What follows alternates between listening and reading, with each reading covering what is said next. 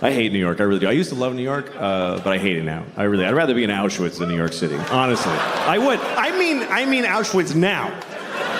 I mean today Auschwitz, not back when it was open. I mean now. It's nice now. There's a gift shop. People go there on purpose. They buy tickets. I think that's weird. That people buy tickets to Auschwitz. That's weird. If you could have told those people back then, people are going to buy tickets to come here.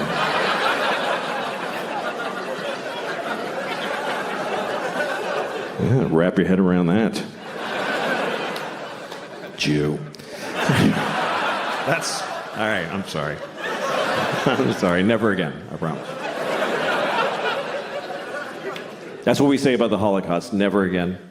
Because they killed 6 million Jews. If they only killed like 10,000, would it be like, okay, 2 more times? And then taper off, because it's a little much. I'll tell you, I went to Auschwitz. This is a true story. I actually did go to Auschwitz because I was doing shows in Poland. Because I had to go to Poland to do shows. So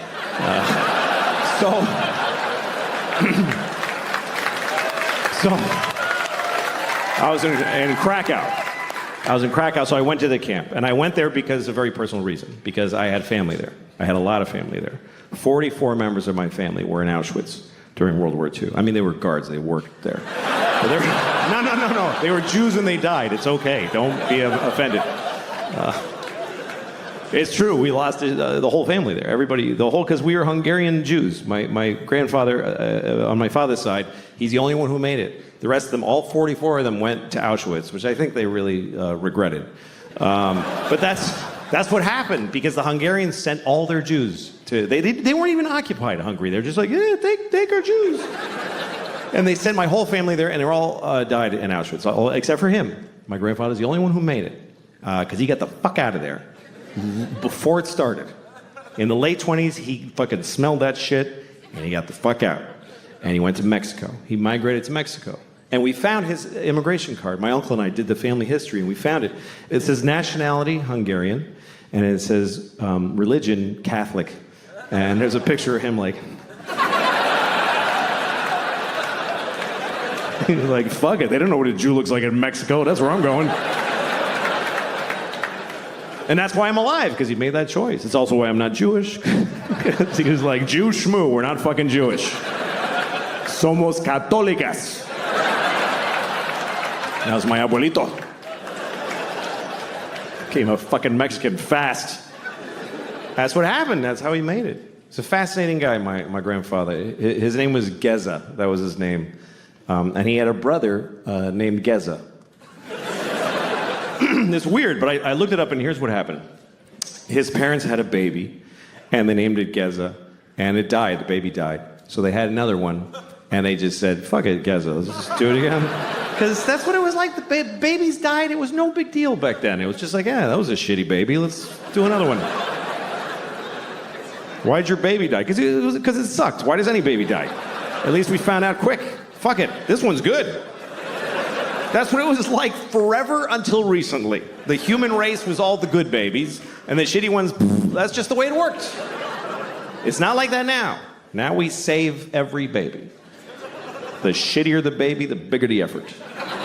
Because we love it. We love saving the shitty babies. There's always a documentary. Look at this baby. He's a fucking mess. Do you see that shit? We're going to save it. Make it live. And the baby's like, please don't.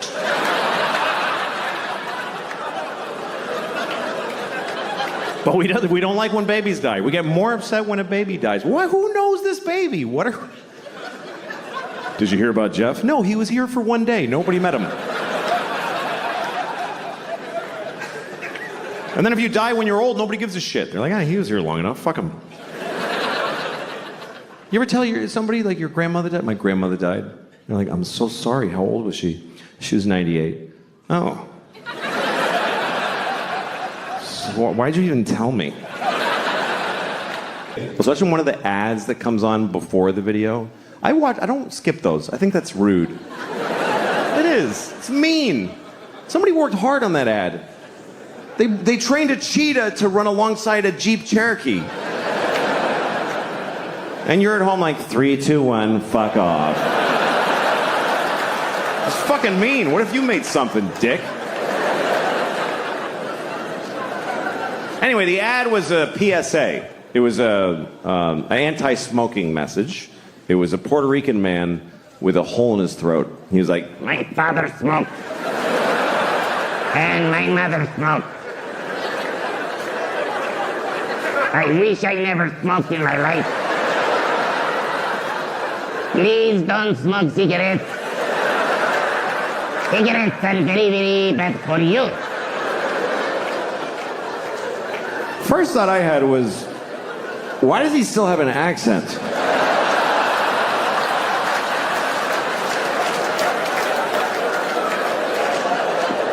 It's coming out.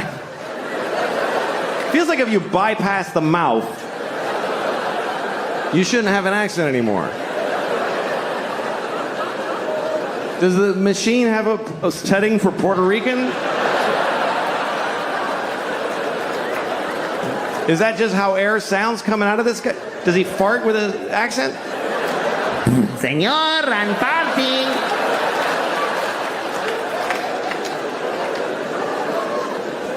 Anyway, after the ad, I watched the video that I was looking for, which was a scene from a movie. And it's a scene that I really hate. Every time I see it, it makes me angry, which is why I was looking for it on YouTube. And it's a movie I like. I actually like the movie. It's called Good Will Hunting. Remember Good Will Hunting? Of course, right? Matt Damon. Great performance. He plays a very complicated young man wearing a tight t-shirt for a whole movie. And here's the thing. Here's my issue with Good Will Hunting. Matt Damon also wrote the movie, okay? So he basically sat down. He's like, first of all, I am amazing. I'm a construction worker. I'm like working class. And I drink beer and I get in fights. I get in so many fights. My friends are like, you're out of control, man. And I'm like, shut up. This is the way I am. But then also, I'm a genius. Ooh. I didn't even go to school. I just know things. I don't know why. I just know them. And all the nerdy geniuses that studied for years are like, he's so much smarter than us. It's making us upset. It's insane. It's fucking insane. It only makes sense if he wrote it for himself to be the guy. So the scene I was looking for, it's the worst example of that in the movie. Here's what happens. He goes to a bar and he meets a woman and he likes her. And another guy likes her too. But she picks Matt Damon. Because he wrote the fucking movie. Because he decided, you understand? And she doesn't like him, she likes me. You better believe it. So he gets her phone number, and then he goes outside, and he sees the other guy in the window of a restaurant. And he decides to taunt him. So he goes over, he tells his friends, hey, come here, watch this. And he says to the guy, hey! Do you like apples? And the guy says, yes. And Matt Damon goes, well, I got a number. How do you like them apples? And all Matt Damon's friends go, oh! Oh! This was amazing! Oh! Oh my God! Oh my God! You were ready with that! How? You know how he did it? He wrote the whole fucking movie, okay? He made everybody say all the things. Otherwise, this doesn't happen. I mean, he hinges the whole fucking prank on the guy liking apples. The guy must like apples. Who would say yes to do you like apples coming from a clear antagonist? Who's setting him up, gathered his friends. Do you like, wait guys, watch this. Do you like apples? God damn it, I do. I wish I didn't. 'Cause I can tell this is not going to go my way. But I can't lie. He'll know it. He'll know it because, boy, do I like apples. Do you understand? If he says no, Matt Damon is fucked. He's fucked in the face for life. He's got nothing. Do you like apples? No.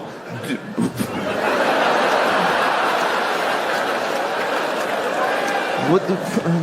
dude. Fucking guy. No, come on. Seriously. Seriously. You fucking... Don't fucking...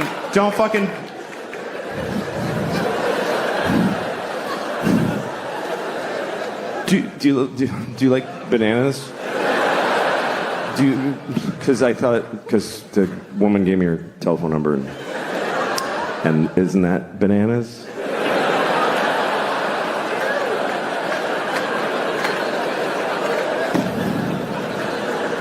Talked about the tie, Louis. You're breaking my heart. Remember the first time you didn't have the tie, and I said, right. I wanted you to dress up. That's Next right. time you dressed up, I was delighted. You were really happy. Yeah, I know it means a lot to you. I know it's important to you. If you had a show and you were nice enough to invite me, I'd have the tie. I know you would. But if you didn't, I wouldn't care.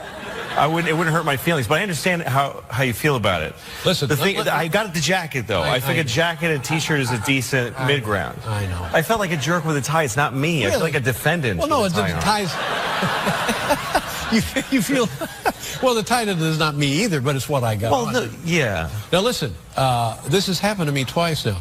I went to see the movie Blue Jasmine, and I'm enjoying the film, and Kate Blanchett, yeah, she's good. God, it was lovely. Very good at acting. And I'm really enjoying the film, and then I see Andrew Dice Clay, and I say to myself, honest to God, Andrew Dice Clay. Yeah, wow. Yeah, and then I see you in the movie, and I think, who knew these guys were so good? Andrew Dice Clay as a serious actor, and you as a serious actor. Oh, thank you in a Woody Allen film. All right. And then you came on the show. That's right. And we talked about it, and you had your tie on, and everything was fine. And now I go to see American Hustle. Yeah. Nobody tells me you're an American Hustle. No, it's a secret. So the movie is going along and along and along, and I'm enjoying it. And Jennifer Lawrence and the big stars who are in the thing. And then there's Louis C.K. again. And in the movie, you're wearing a tie. That's right. I'm wearing a tie in the movie. Now, Louis, I'm wearing a big, fat 70s tie. Like how does this happen? How do you get to be in big movies? Well, it's like... I don't know. They asked me to do it. I don't audition or anything. I don't like to do movies. Yeah. And, what do you mean you don't like to do it? Well, I don't like auditioning. I don't like trying to get that kind of work. Right. And I used to audition, and I never got any parts. And the first movie I got, well, somebody offered me a movie part. They asked me to audition, and I said, okay, and I didn't show up because I hate doing it. So then they're insulted. Good move. Yeah, right? Yeah. Just don't show up. Don't show up. And they go, well, we made another appointment for you, and I didn't show up to that either. And then they sent me the script and said, put yourself on film in your house and send it to us. And I said, yes, and I didn't do it. Didn't do that. And then they called me and said, you got the part. So... That's crazy. What was the film? It was called Welcome Home, Roscoe Jenkins. It starred Martin Lawrence, and I had a huge part that is gone because I was so bad. I was terrible. I couldn't remember my lines. I couldn't talk. But in the two movies that I've seen you in, you're great. So what happened since then that made you so comfortable? I don't know what happened. I don't know. I don't know why I was so bad in that movie. The director at one point, he said, his name was, it was Spike Lee's cousin, Malcolm. He said to me, the things you say are very important because if you don't say them right, nobody understands what's happening in the movie. Like, he had to say that to me. Yeah. And I was like, oh, yeah, but I still couldn't do it. Now, and I'm told in this movie American Hustle that there's a bit of dialogue that you, in fact, brought to the film, brought to the set. It was your idea. Do you know what I'm talking about? I'm not sure. The story about going fishing? Oh, yeah, the fishing. Well, he wanted me to tell a story about ice fishing. That was his. He said, tell a story about ice fishing. Who's he, the director? Yeah, he. The Lord told me. It came to me in a dream. Tell a story about ice fishing throughout the movie. The director asked me to tell a story about ice fishing, and that's all he told me. And so I tried to come up with it. And the more we filmed the movie, the more I hatched about this ice fishing story. Well, it's a very effective device, and it's interesting. You would think that the director and the screenwriter could have come up with something. They don't have to burden you as an actor, but it worked out just great. Yeah, he thought of it right on the spot. He was like, just something about ice fishing. Okay, so I tried. Yeah. Now, so I'm not surprised again. Are you in more big movies? No, I'm not. I don't really. I'm trying to reach a certain level of fame. I'm not trying to get as famous as possible. I'm trying to reach kind of a sweet spot. Well, you've come to the right place. I just, when you start growing in fame, it's because more and more people like you. And only people that like you are aware of you. Mm-hmm. But then when you start getting your face on buses and stuff, now people that hate you know who you are. And the hate quotient starts to grow a lot. So that's what I'm trying to be aware of. Is it maybe a problem with self-esteem? No, it's just that everybody hates somebody sometimes. I mean, everybody is hate. If you're known by millions of people, some of them are going to hate you. There's no way. Let me just wrap this segment up by saying... I'm sorry, I should have stopped. No, you're fine. 20 minutes ago. Dress for the job you want, not for the job you have. Okay. We'll be right back with Louis C.K., ladies and gentlemen.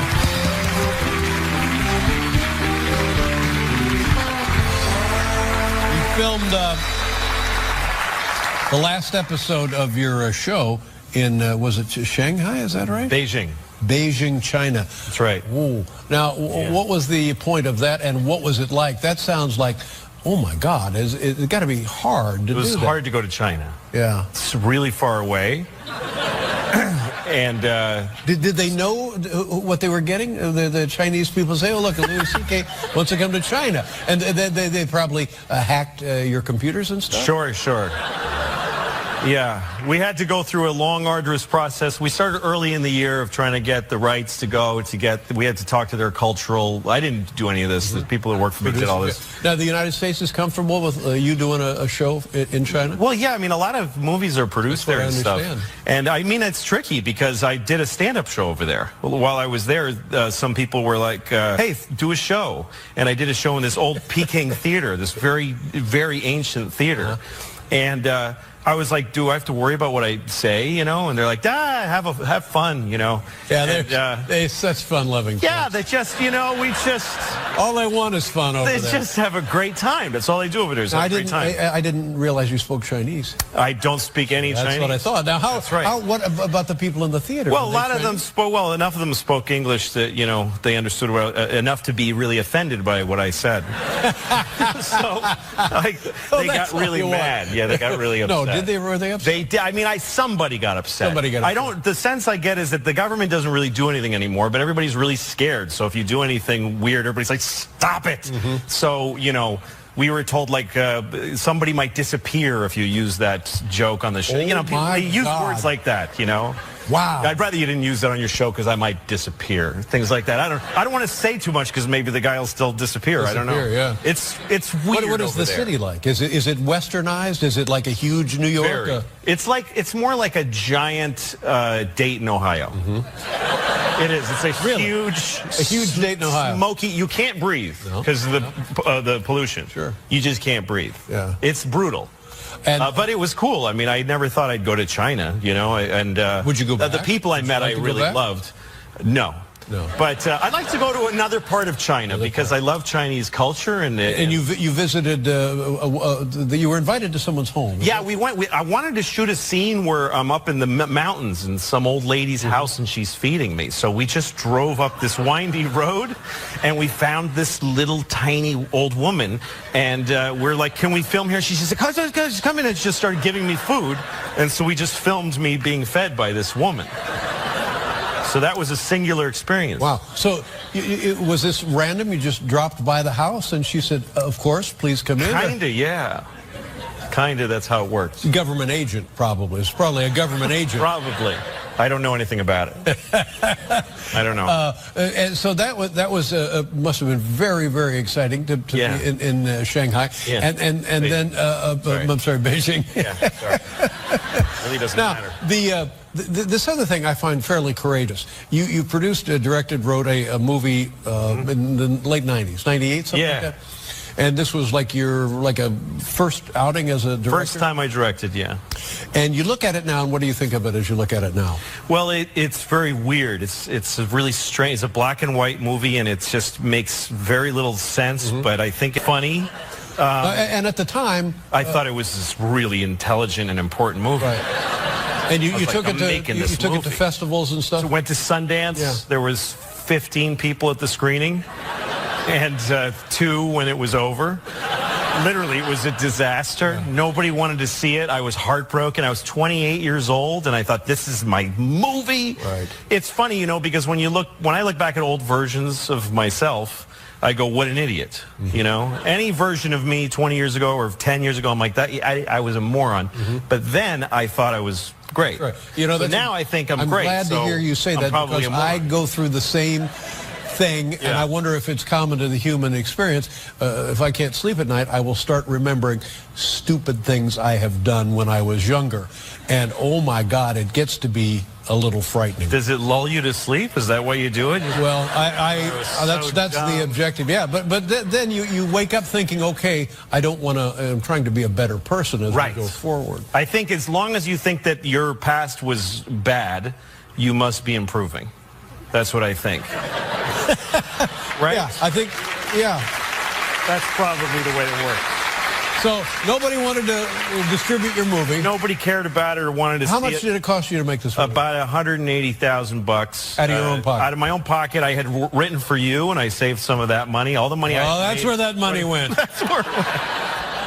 Do you ever see Eraserhead? Sure, yeah. Love David's work, Well, anyway, it reminded me a little of Eraserhead. Oh, yeah, a little bit, right? So we're going to show, and now you can buy this movie. Yeah, so it's been sitting literally under my bed for 15 years. No one's seen it.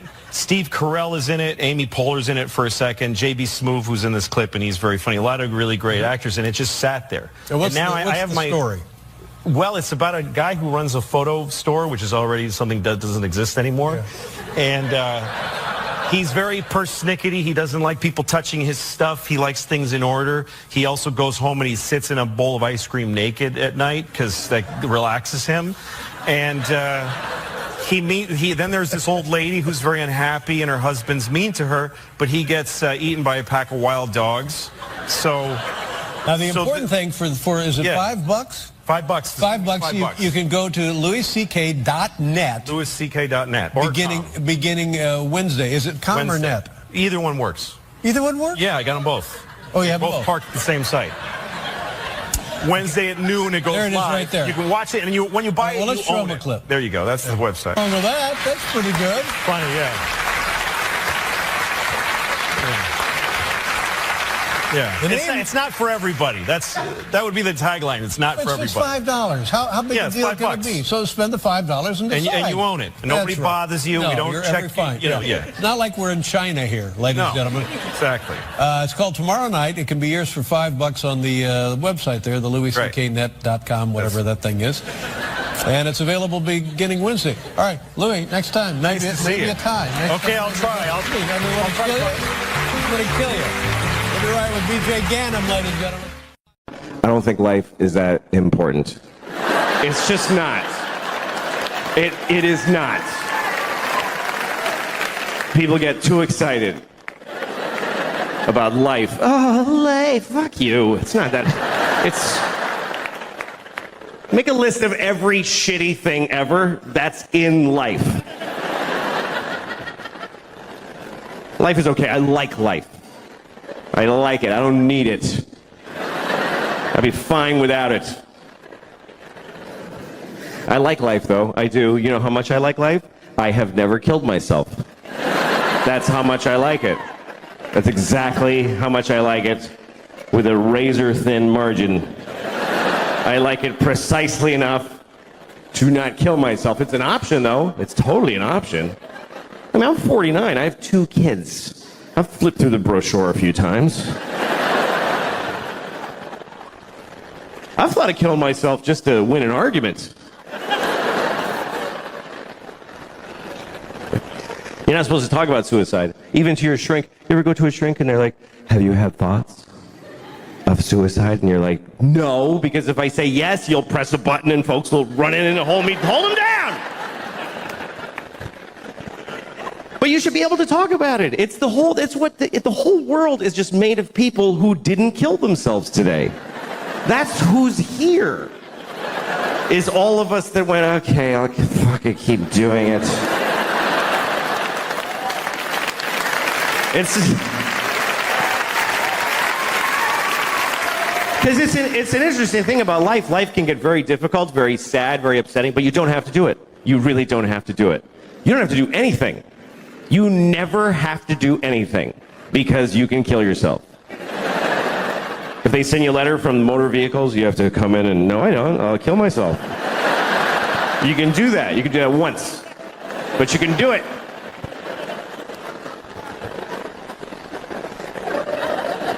And it's interesting because even when life gets bad, people generally choose it over nothing. Even the worst versions of life, even a shitty, shitty life is worth living, apparently, because folks are living the fuck out of them.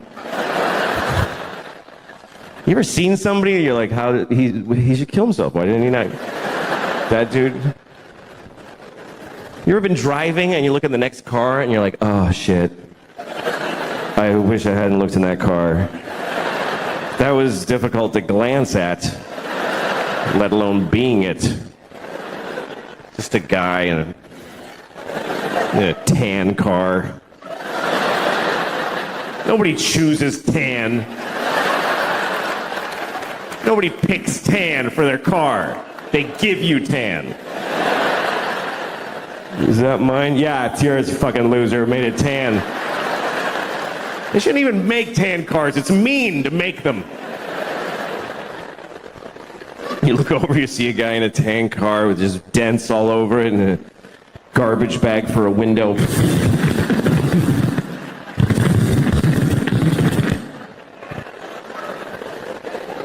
What is holding up his suicide? What is delaying it? What is keeping him from stopping being that? And what would it take? What would it take? What would it take? Both windows are garbage bags? Is that?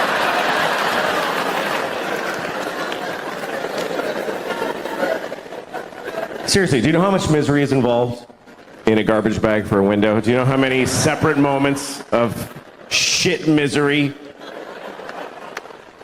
I canceled my insurance. Broke my window.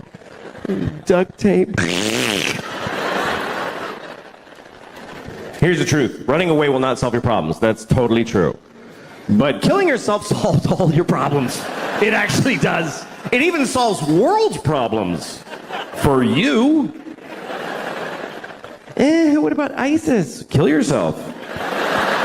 Then they'll never get you.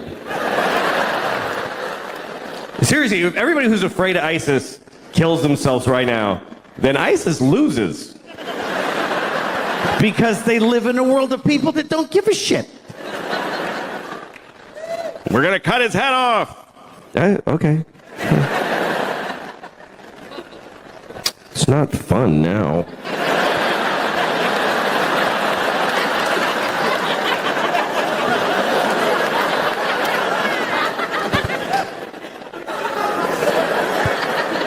I think the worst part of being beheaded the worst thing about being beheaded is that you look really dumb right after. That's the worst part. They go like that, you're like, just that's fucking dopey. I don't think they like beheading bald people because they can't do this thing. That's the best part. They gotta go like this. It's not as cool. So just shave the top of your head and you won't have to worry about it.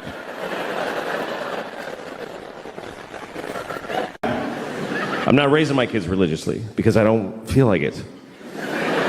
Just get up on a Sunday. Fuck that. Fuck that. Let your souls rot, kids. I don't care. I'm not getting... Daddy, who...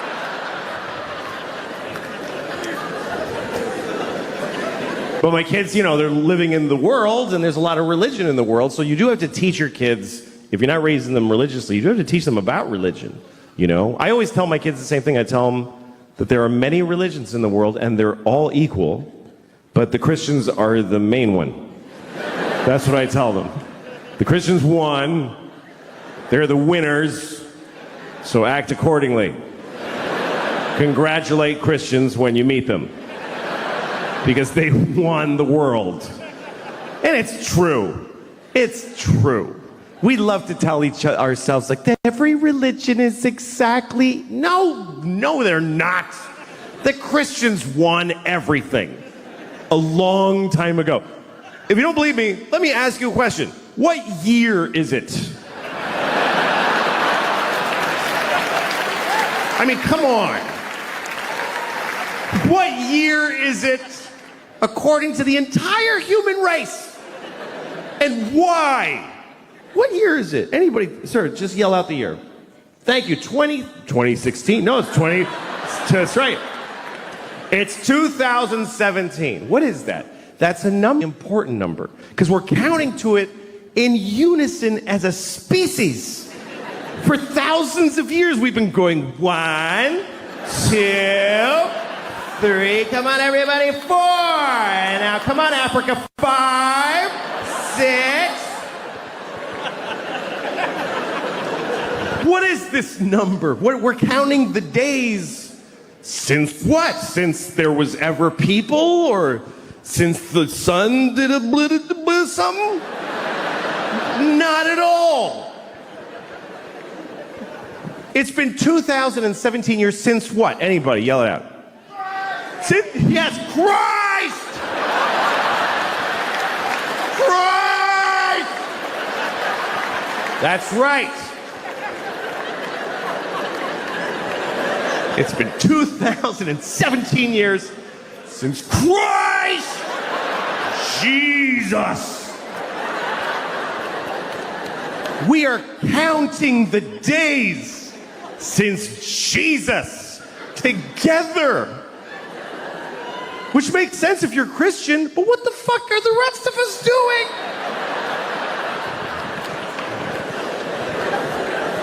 Jesus was here. Everybody, scientists, historians. Jesus. Jesus. Jesus plus 2. Jesus plus 3. Jesus plus 4. Jesus plus 2017 years, 4 months, and 3 days is when your license expires.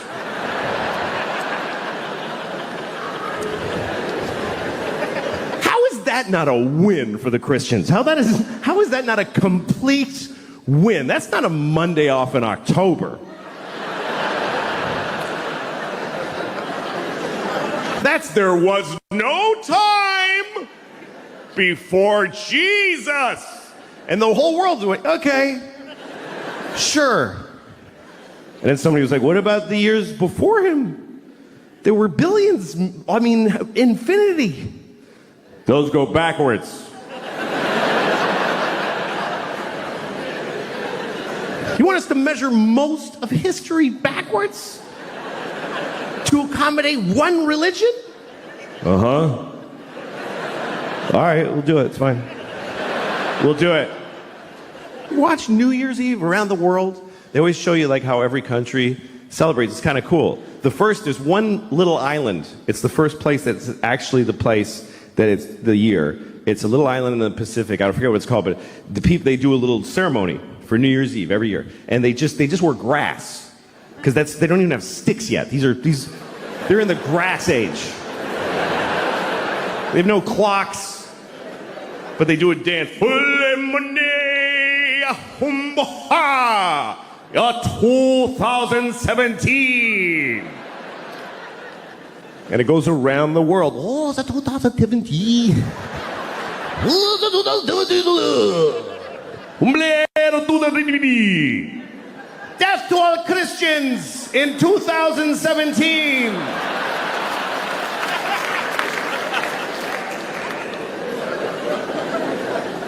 The Jews are quietly keeping track. It's really 5,766, but That's for us. We're just, that's okay. we're just keeping track for when you snap out of it. It's all right. I'll write yours on my check. I don't want a problem.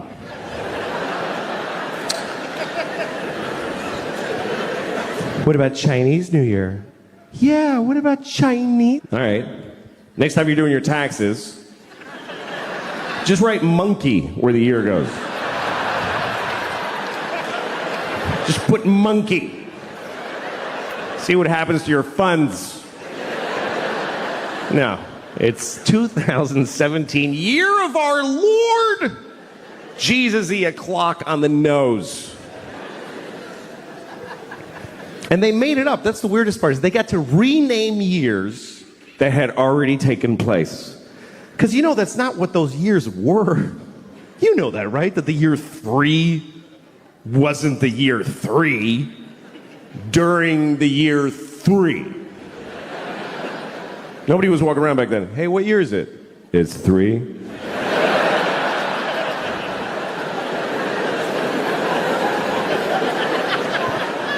Yeah, but I'm 28. How can I be 28? There's only been 3. Oh, well, see, you were born in BC 24, and there's a 0. Remember it went backwards? Oh, shit, that was stressful. I hated those years. What was that like? What year is it? 10. So I don't know what to tell my kids. I don't really have a shot with him, I think, because I just don't rate movie stars. I'm not really fucking fat. It's ridiculous. Like I even wear, like I have this problem now. My pants keep, like I can't keep them they won't stay up. Because here's what happens. Okay, you get fat, and some of you skinny people won't, I don't give a shit about you. You won't get this. I hate skinny people because they don't empathize with fat guy problems. They just don't. Like, you ever have a skinny friend, you're trying to tell them, like, I just wish I could have one donut and fucking walk away. I wish I could do that. I wish I had the power to eat a donut. And your skinny friend's like, well, just eat the donut then. What's the big deal? You should totally just have a donut if you want. You should totally go ahead and have one.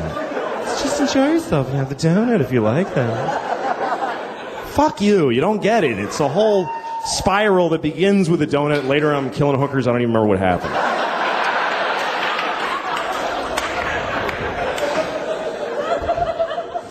But so here's what happens. You get fat and your pants start to get tight, right? And then you get fatter because it's not like, oh, I'll stop eating now, you know? And then suddenly all your pants fucking hurt. Like every pair of pants hurts.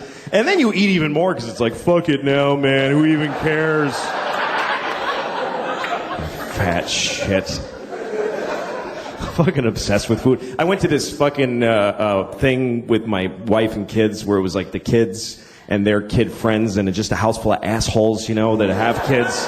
And I'm just sitting there fucking, I just want to kill myself and I just want a bomb to drop on the whole house and take us all out. And I get in there, but then there's a plate of cookies. And like, as soon as I'm like, that's when I'm done. I'm eating every fucking cookie on that plate. That's what I'm here. That's what this all is fucking that. So, and you have to have a strategy, you know. You can't just fucking stand there and just fucking, you have to like sort of keep rediscovering the cookies, you know. You have to walk over and go like, oh, hey, so who brought those? That's cool. It's interesting. You do this. This means like I totally could not eat it, but fuck, I'll just don't want to hurt people's feelings. Brought the cookie. That's interesting. Yeah, I can take it or leave it. Totally fucking radar back there. Okay, new people around the dish. Do it again. Hey,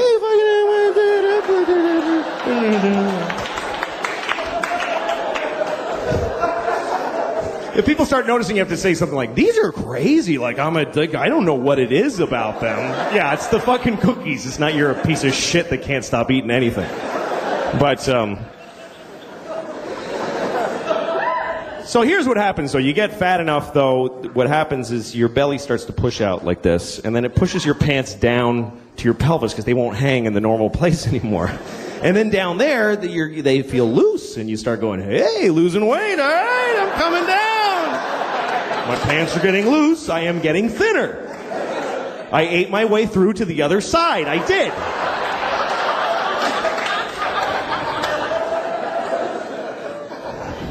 Fucking, I don't give a shit. I'm fat. Look at this shit. I don't fucking care. Look at that. I don't care. It's just a sweaty bowl of fucking flesh. I don't care. Look how fucked up this is, too. It goes right in. Like, it goes at a right angle. It hits my pelvis. It doesn't, like, slope back down. It fucking goes in and then back up. It's fucked up. Like, when I'm in the shower and I'm scrubbing like this, when I get down there, I gotta turn in like this. I gotta actually make a turn. I'm gonna fucking cut in, or the crevice gets fucking filthy. It's ridiculous. It is. It's like a theater seat. There's like fucking receipts and shit and popcorn and fucking kids' toys and fuck. What the hell? I was going to talk about Boston, and here's the thing. They have this whole gay marriage thing in Massachusetts, and they're fighting it in the courts, and I don't understand the argument against it legally. Like, I know what their problem is, but how do they argue it in court? You know, like, I can imagine when they get to the Supreme Court and the lawyers for the gay side are like, well, Your Honor, we pay taxes. There's nothing illegal about what we do. We're the same as anyone else. Why shouldn't we get the same protection under the law that heterosexuals get? And then they ask the other lawyer, and he says, Your Honor, they're fucking queer! They're fucking queer! That's it, isn't it? Isn't that the whole... Well, okay, counselor, but I don't see what that has to... What, are you fucking faggot? Your Honor, you're gonna get a fucking beating. Faggot! Isn't that the whole argument? Or that argument that the soccer moms, how am I going to explain that to my kid? I don't like explaining things to my kid. I don't like talking to him. So you should stop your whole lifestyle. So that I don't have to talk to my kid, you should stop being in love with each other, because, how am I going to, you know what, fuck you, stop it. It's just weird. But, fuck, what was I going to say about that? Oh, yeah, like, I don't know. I never understood anger towards gay people because it doesn't affect it's actually the one thing that people can do, sex, that doesn't affect you at all. Nobody's being gay at you. Like you walk in a room full of gay people and, oh, Jesus! Oh, gay! I mean... Where do you come in? That you got a good... Like, I can understand if you're mowing your lawn and two guys are blowing each other on their grass, like in the middle of your lawn, you're like, come on, you faggots! I gotta cut around you every morning, it's bullshit! Fucking lawn is all uneven! Or if you're eating your breakfast and you're about to put your spoon in the cereal bowl and two guys touch dicks in front of your... Hey, come on! I gotta go to work! I don't have time to dodge your dicks with my spoon. Outrageous behavior. Jesus didn't die on a cross so you could touch your dicks together in front of my cereal spoon. I'm sure that's not why. I mean, I wasn't there, but I assume that's not why. Couldn't possibly have been on his list. Anyway.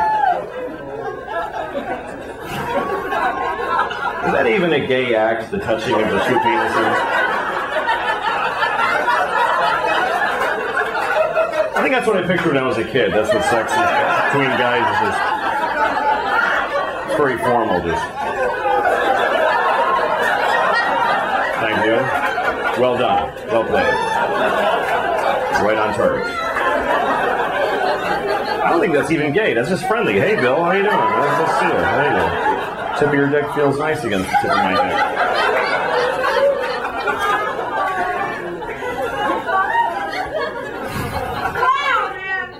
I know, right? 41 and I'm single. Not really single, just alone. But I have 2 children, and that's the only thing I'm comfortable with in life anymore. I know how to take care of a couple of kids. I don't like French toast. Oh, sorry, that's what we're having. Mommy doesn't make us French toast. I go to my daughter's school to volunteer sometimes. My daughter goes to a public school. And I volunteer not because I'm a good person, but because you have to. Because nobody works there. There's just nobody there. You go in this school like thousands of kids, and you go, where is any grown-up right now? And I usually go for lunch and recess. That's when they really need grown-ups, is for lunch to volunteer in the cafeteria, because they have 300 kids eating, and they have one Jamaican lady watching all of them. It doesn't matter that she's Jamaican, but it totally does, because there's nobody who can be mean to 300 children just in the way that the Jamaican lady, and it's not her fault, she's outnumbered. 300 kids to one, Gandhi would be like, shut up! So my job as a volunteer is to stand there, usually near my daughter, so I can be with her, and then kids raise their hand, and you need to go and help them. Now, usually they need help opening a milk, because they can't open their milks. They can't do it, because it's 2009, and we still put milk in this little paper box. Put it in a bottle. I don't know why we're doing it. It's torture. We put it in this envelope that was invented by some Dutch in 1773. And they can't do it. They can't open it. It's too subtle an idea, a design for a 7-year-old to peel back the paper and then gather it forward into a spout shape. And the glue is vicious, so they have to pick at the corner and try to get it, and they end up drinking out of this finger filth disease spout. So they can't do it, so they raise their hand, and I do it for them. I'm not better at it.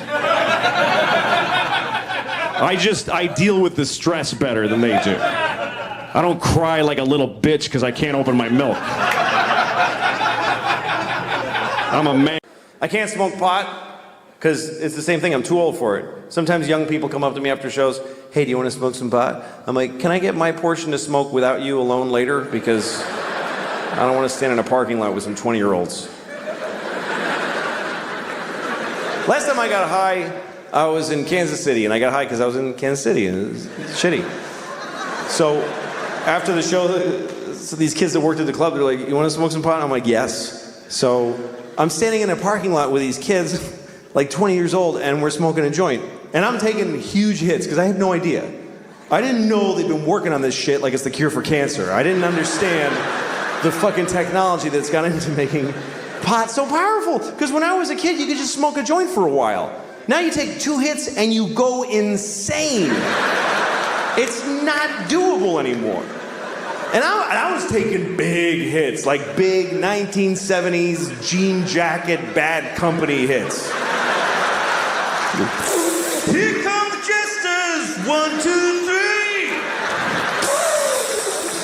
It's all part of my fantasy. And I'm like, yeah. And even the kid with the wooden hole of no ear, the absence of flesh in his ear with the wood, I don't know what that is. Even he was like, "That you should be careful, that's a lot of pot. That's very strong marijuana." Yeah, I'm fine.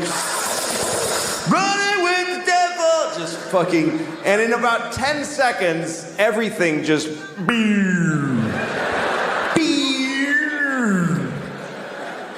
and I'm like, oh shit. This is an ordeal now.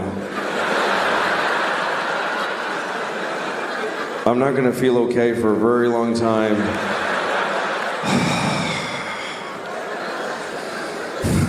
And everybody's just standing around and talking, and I'm hoping, like I'm really hoping that I look like this.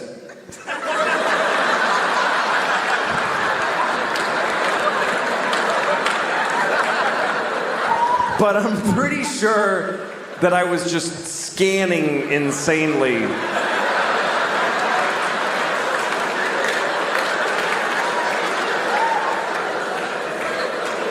I was actually counting, like, look at her for 5, 4, 3, 2, 1. Switch to him. 5, 4, 3, 2. Randomize. Don't go in the same direction. 5, 4, 3. Nod your head. That looks like you're listening if you nod your head. Ha ha ha.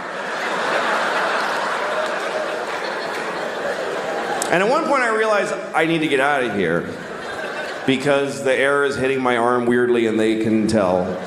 They totally know that I'm not handling the way air is touching my arm right now. Why am I doing that with my hand? That's weird to do that with your hand. Nobody stands like this. Nobody stands like this. Just fucking, no, that's that's weird too. That's crazy. Just, shit. I gotta go. But I didn't know how to leave because I had this dilemma. We're all standing in a perfect circle facing each other. And I thought it's gonna be insane if I just turn I'm one person with my back now. Do I just back away like this and hope that they fill in? And then I thought, no, say something. Say something out loud to them that smooths the transition of you leaving. Okay, what do I say? Pick a thing to say. Goodbye. That's a nightmare. That's just goodbye. That's just noises. Finally, I walked away and I said, I'm leaving! And I know it was that bad because they all went, oh, shit, okay, all right. Whoa. Like, I'll never see those people again as long as I live. And then I had to get in a car. I forgot that I had rented a car and I have to drive back to the hotel. And I'm driving on this highway in Missouri. And at one point I realized, I think it's been about 25 minutes since I looked out the front window of this car. I've just been dealing with shit directly in.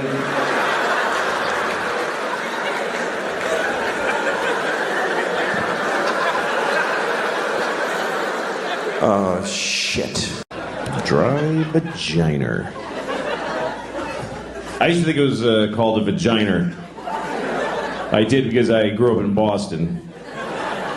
And I don't know if you are familiar with, people call it the Boston accent. It's not an accent. It's a whole city of people saying most words wrong. It's just a stupidity in a massive region. Because my teachers, they teach you to talk like that. My teacher, I had a teacher named Miss Doherty, but she thought her name was Mrs. Doherty. She mispronounced her own name. Miss Doherty.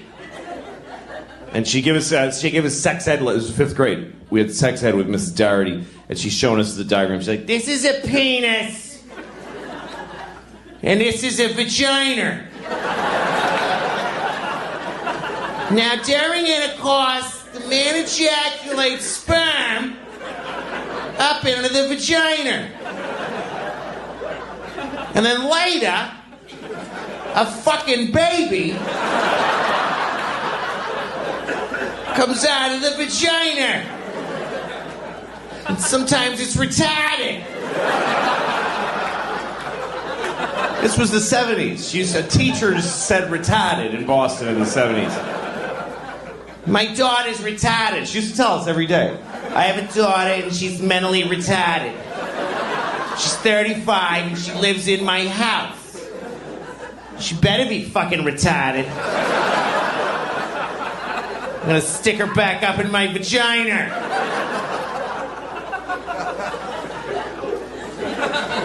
So I thought it was called a vagina until I was like 25. And I remember thinking it was like it's a vagina. It's like a thing that vagines, you know? Like you use it to vagina. I got a vagina in my driveway. I don't know, like, just gotta vagina this new table I just made. That would make a nice table. Like you make a new table and then you take the 80 grid paper and you sand it, and then 120, and then you go, all right, honey, get up there. And she just... It's like an old, like one of those Danish tables, or like a, ooh, nice old Italian table. This table is very smooth because my wife have a very juicy boozy, and she vagina the table.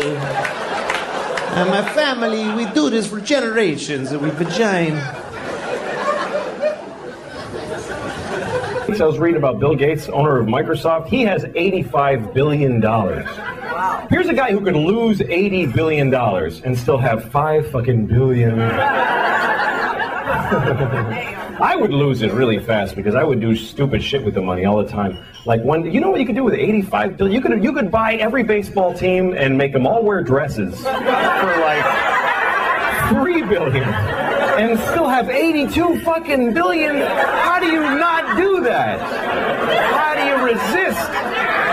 I would do shit like that every day. One day I'd go out, buy all the pants in the world, every pair of pants, and just burn them. Fuck everybody. No more pants.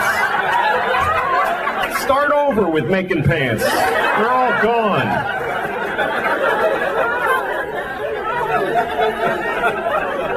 I think all the time about shit I would do with $85 billion, though, man. You could pull shit that would last years for that. I always think about what I would do. I was thinking about this all day today because I'm a loser. I got nothing to do. I was thinking about how I would open a chain of pet food stores all over the country, and it would be called Shit-Ass Pet Fuckers. That would be the name of it. But it would be like Walmart, just huge Shit-Ass Pet Fuckers, big yellow sign. People working in there are rude to you. You walk in there like, get the fuck out of here, you idiot. They don't even let you come in. And if you get past that, dog food costs $1 million for one can. That's the price. Fuck you. You don't like it? Fucking screw. It's shit-ass pet fuckers. And also, if you come in, we'll fuck your pet. That's the rule. You don't even have to bring it. We'll find it and fuck it. That's the way it's going to be. Nobody will ever spend a dime at shit-ass pet fuckers, but I will keep it open for years and decades and never close. Keep expanding like we're doing great. Open a new one every day next to another one. Just surround every Starbucks with 5 shit-ass pet fuckers all facing each other.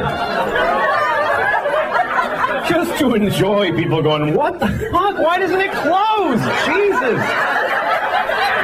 That place sucks, man. That is the worst pet store. I'm not paying $1 million for a can of dog food. That's clearly overpriced. And they fuck your pets. That's not appropriate to fuck people's pets. Come on. But they've been open for 50 years now. Damn those shit-ass pet fucker people.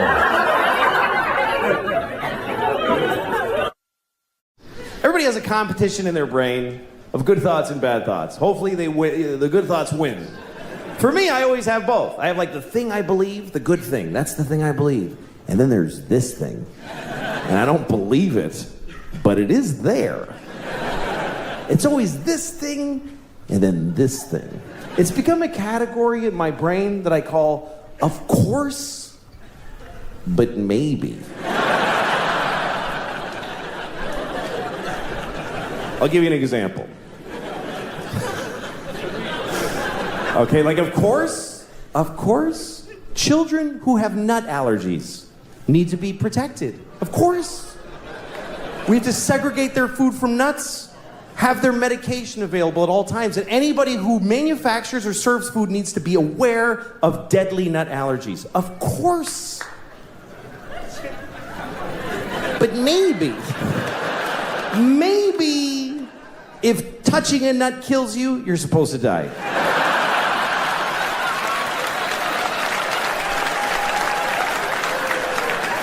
Of course not. Of course not. Of course not. Jesus. I have a nephew who has that. I'd be devastated if something happened to him. But maybe, if we all just do this for 1 year, we're done with nut allergies forever.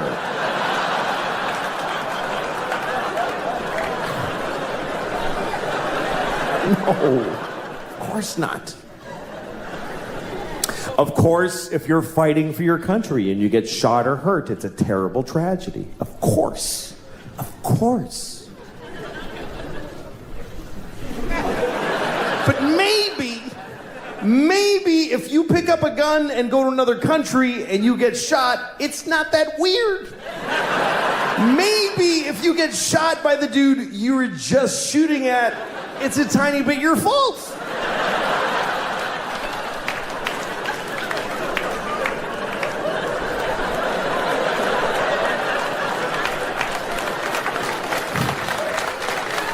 Of course, slavery is the worst thing that ever happened.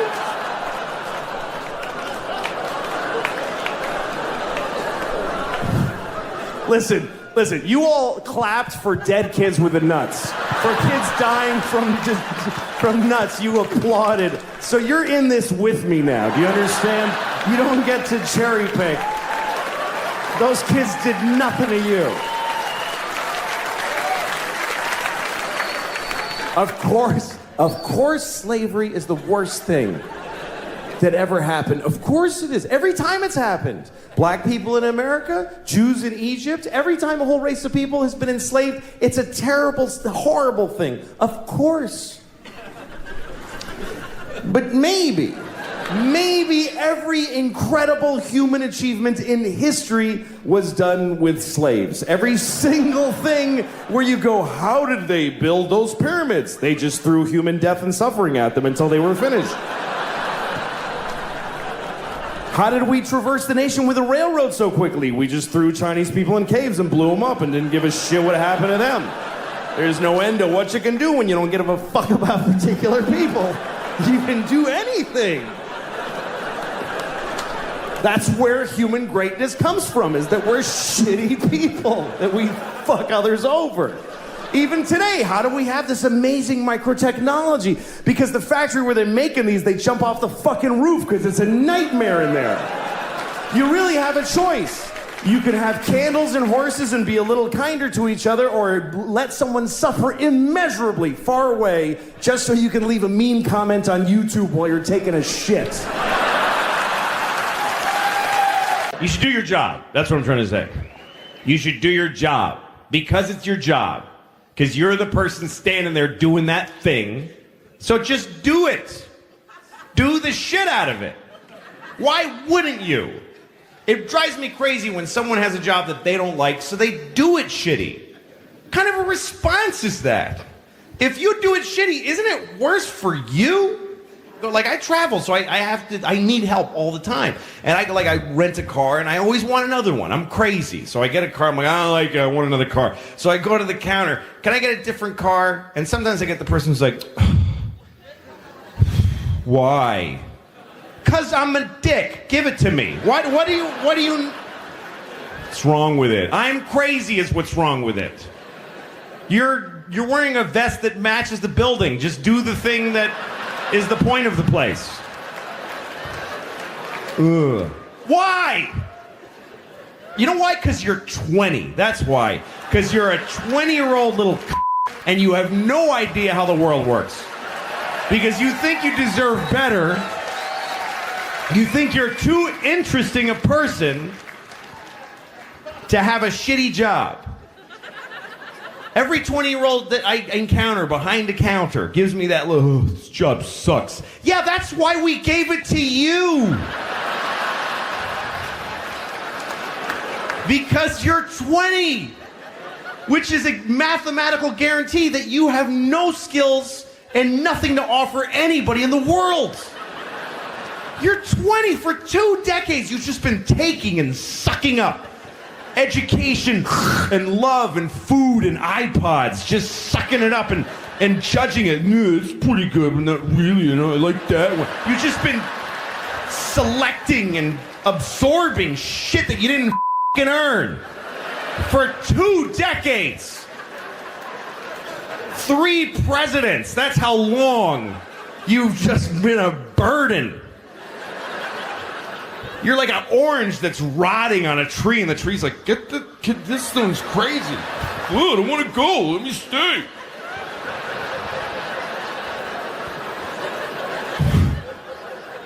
You're 20. You've never done any... If you're 20 years old, I guarantee you, you have never done anything for anybody, ever.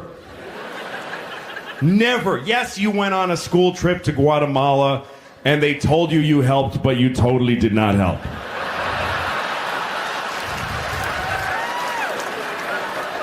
The guy was like, I got a mudslide on my house, and now I got to babysit a college kid. Why do I have to do this? Jesus. Just take her picture with a shovel and send her home so she can put it on Facebook.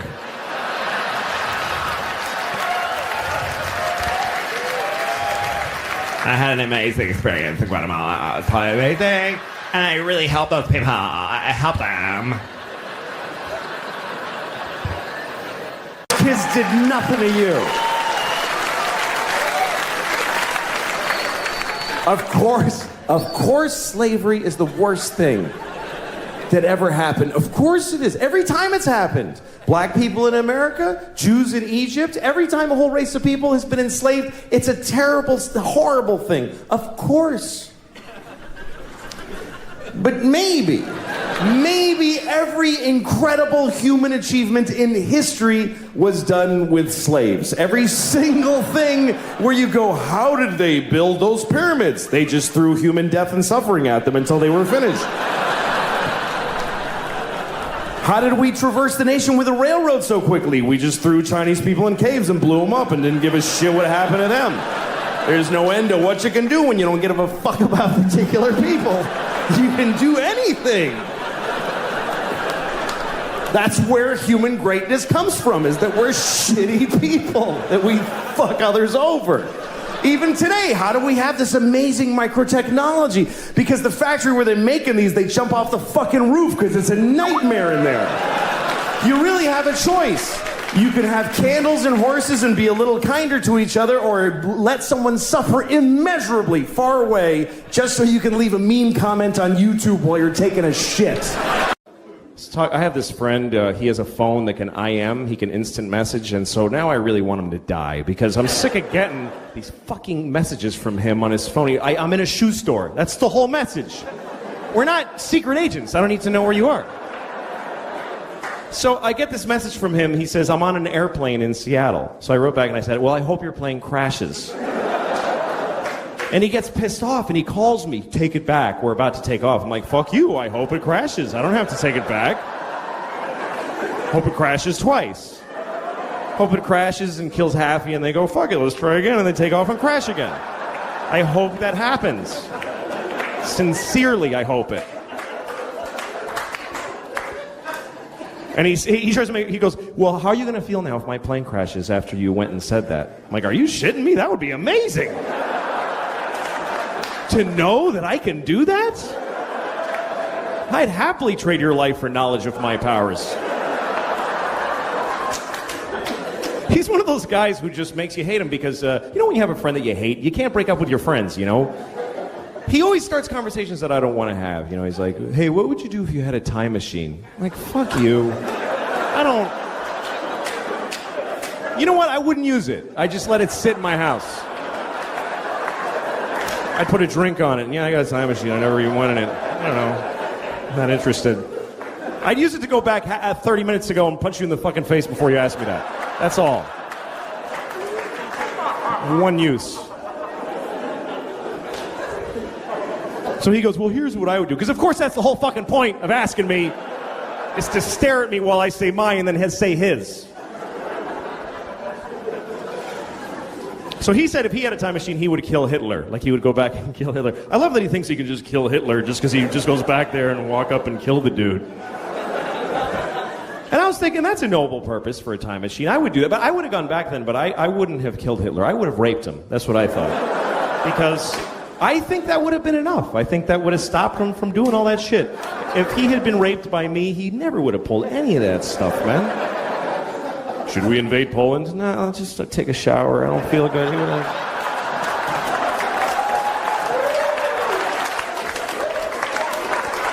have low self-esteem and, you know. I'm not condoning rape, obviously. You should never rape anyone. Unless you have a reason, like you want to fuck somebody and they won't let you, in which case, what other option do you have? How else are you supposed to have an orgasm in their body if you don't rape them? I mean, what the fuck?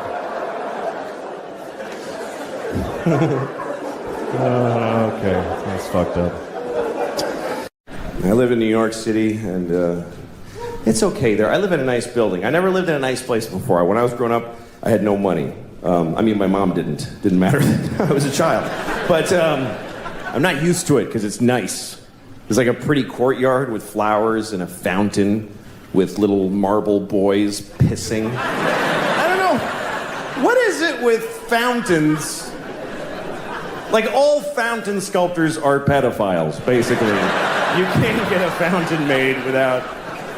Can you make me a fountain? Yes, I'll get started right away. Oh, yes! Yes! It's finished!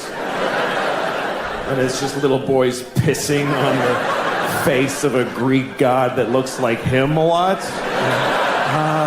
Piss on me forever!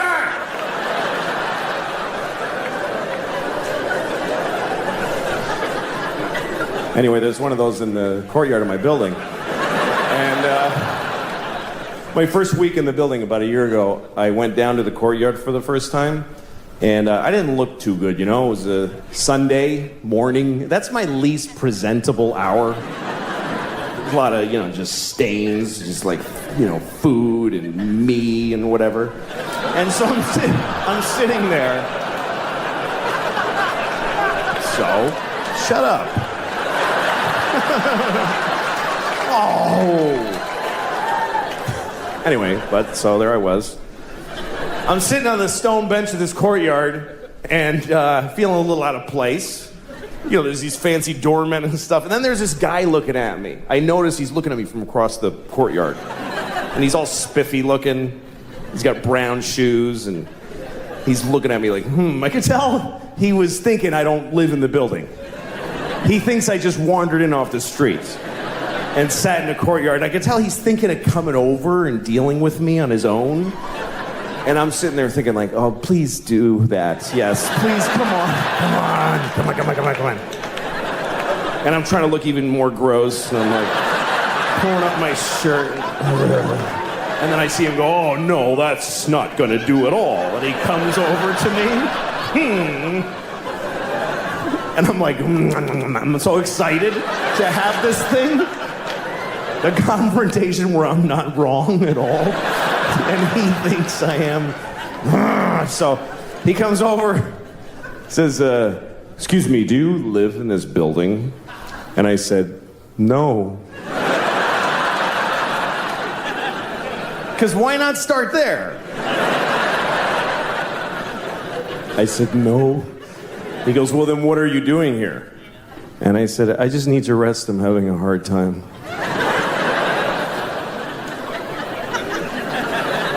He says, this is private property. And I said, well, I don't really believe in that. Just the worst things I could say from his point of view is basically all the things I was saying.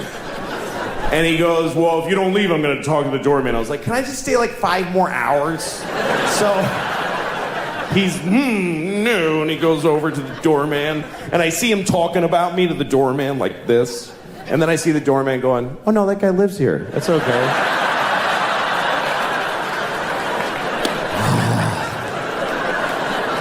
And the look on his face, it was just so, it was this beautiful cocktail of anger and confusion.